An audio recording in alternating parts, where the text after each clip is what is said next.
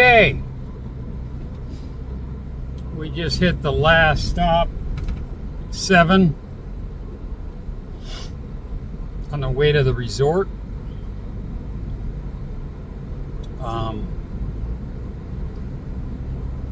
I got my yogurt drink for the morning and a couple of midnight snacks because the restaurant, Bruce said, I think it closes at 6 or 7 p.m. So, or 1900 hours. So, that's fine. You know, if in case you get the munch. I mean, you can always drive to, he said there's a local mom and pop shop down the road if you wanted to, but then 7-Eleven or 7 is a lot farther, so no big deal. But sometimes I get the midnight munchies, you know. And I know I've lost a few kilos over the years here, but the only thing I've changed up is walking, and you know, when I tore up my shoulder, I had to stop boxing, and but now I'm full swing now. I can do it, so I'm going to get back to the bag and that kind of thing, and then bring in more weights, right? Because just bring it in easy, he said. You know, don't go all gung-ho.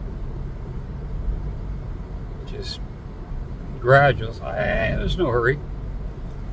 So I'll do that. And what else? What else was I going to say? Having to do with health.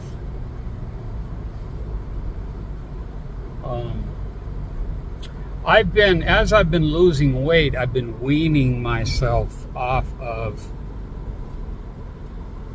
insulin.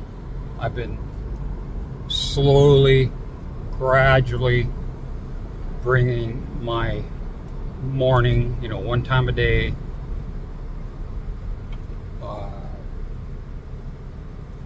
units down a lot. And so anyway, so well, they sure like their trucks with everything on them, don't they? I mean, you can't fit more decals on that. Some of them look pretty trick. But anyway, so I've reduced my insulin in the last 4 years by 10 units per day, which is a lot. So if I continue with that, my endocrinologist in Seattle said there's a good chance that I can be free from insulin, from having to inject insulin. I'll still most likely have to take the metformin, which is actually bad for you as well. It has side effects. It increases your cholesterol, so you got to take another pill to reduce your cholesterol. Even though I've never had high cholesterol, even when I was like morbidly obese, my cholesterol was fine. But you take the metformin, you got to take this, you know, atorvastatin, levastatin, any kind of statin, which if you read about them, they're bad for you. But it is what it is, right? You know, it's like you know, chemotherapy, right? You're not just killing the cancer, you're killing your body, and you hope that the cancer dies first. It's like kind of like that, but not as bad, obviously. But yeah, so we're just headed to the resort. Bruce said he's going to be there at at 6:30. Little water truck going slow there. That would have been an interesting rear ender. And so yeah, we're doing good. We had a good time with the botanical gardens. Man, it was beautiful. Absolutely beautiful. I'm not sure how to put a video together like that. I mean, I know how,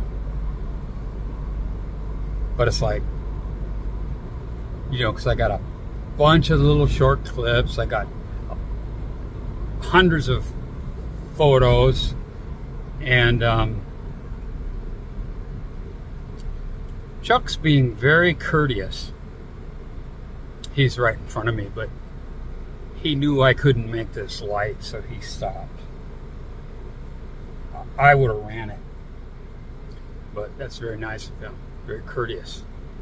It's like when you're riding motorcycles, right? You have your buddy, right? You take care of your buddy. Can he make it? No. Did he make it? No. Okay, I'm stopping. So that's good. Easy to travel with, Chuck and Paige. No drama. Nothing. The only drama is me busting myself or something. Anyway, so yeah, I'm looking forward to seeing this resort.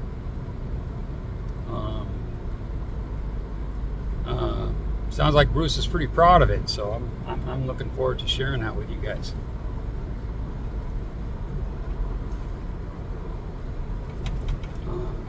Family rate, of course, you know, which is great, you know. He's you know, I'm not worried about that. I'm not. I don't like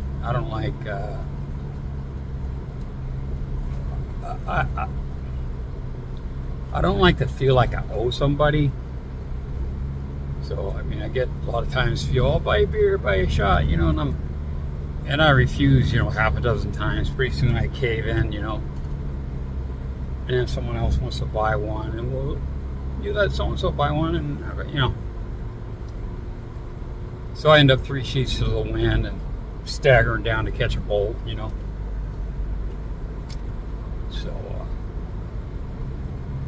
yeah. Not much to see really in front of us. There's an elephant center, it said. I just saw a sign for an elephant center. That's cool. You know, elephants are revered here, obviously. Most of you know that. They're no longer beasts of burden. They sometimes ply their trade by giving rides, you know, things like that. Some people really get bent over that. And I haven't been on the back of an elephant since maybe 2005, 4 maybe. I just don't do it.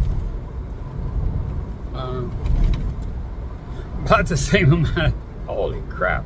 Why is it always a freaking ranger that's doing 900, you know? Anyway, man, he was smoking. And I was drifting. Drifting into that right-hand lane a little bit. But anyway, I'm going to give Chuck a little more room here to give me some reaction time. But, you know, a lot of people, even if you show somebody riding an elephant, they get kind of bent, you know. Oh, you're so terrible. And hey, you know, to each his own. I understand we all have different principles and things like that, but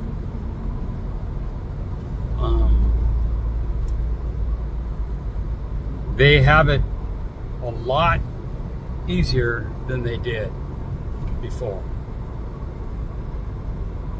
You know, they're all registered. You know, the government knows where pretty much where every elephant is. Every other than wild elephant. If you move or something like that, you're supposed to tell. You're supposed to notify the government where you moved, because they're keeping track of them. I learned something the other day about trees, and I'm not sure what tree. Maybe I know some of you guys know that have been here a lot longer than I have. But certain trees are illegal to grow. You need a permit to grow them. You need a permit to cut them.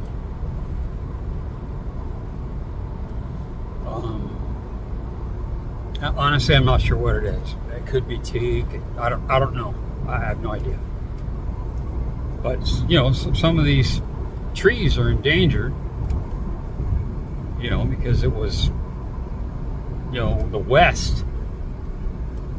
We love teak, right? We love those hardwoods. The redwood here is different than the American redwood, but it's a highly sought after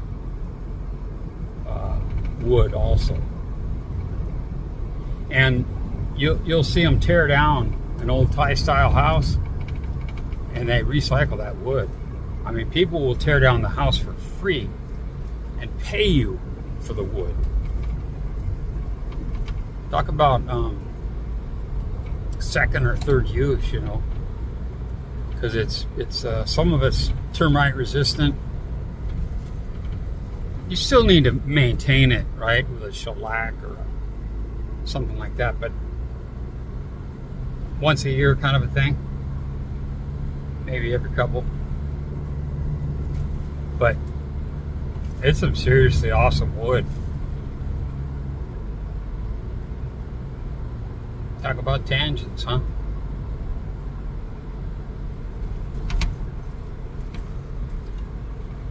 Nice highway. Really nice. No big bumps.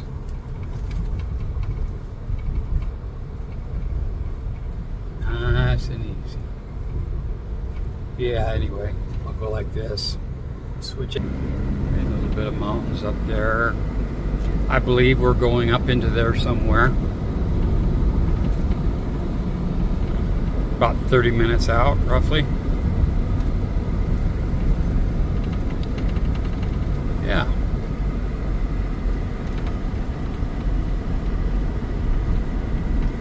My M150 from this morning that I didn't drink is rattling around in my cup carrier, cup holder, whatever you call it. A lot of corn out here over that direction.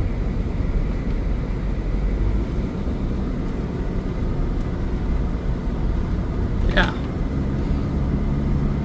pretty nice. All right, I am signing off because we're on a straightaway here. All right, we'll talk to you later.